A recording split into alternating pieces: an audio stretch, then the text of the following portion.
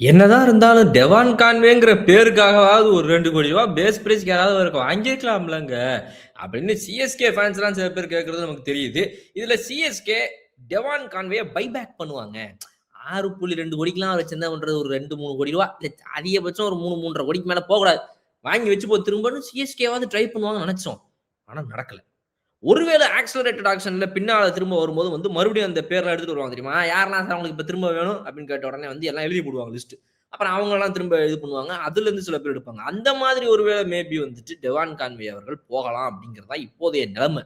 But ஆனா அவர் unsold ஆக்குவாய் நான் எதிர்பார்க்கலங்க. ஏன்னா சீசனுக்கு சீசன் ஒரு 500 ரன்ல அடிச்சிருந்திருக்காரு. டாப் ரன் கெட்டரா இந்த சீசன்ல சிஎஸ்கேக்கு இருந்திருக்காரு. ஏதோ போராத காலம் இந்த போன சீசன்ல வடிக்க முடியலங்க. அதுக்காக அவர் அன்சோல்ட்லாம் வாங்க ஆக்குவீங்க.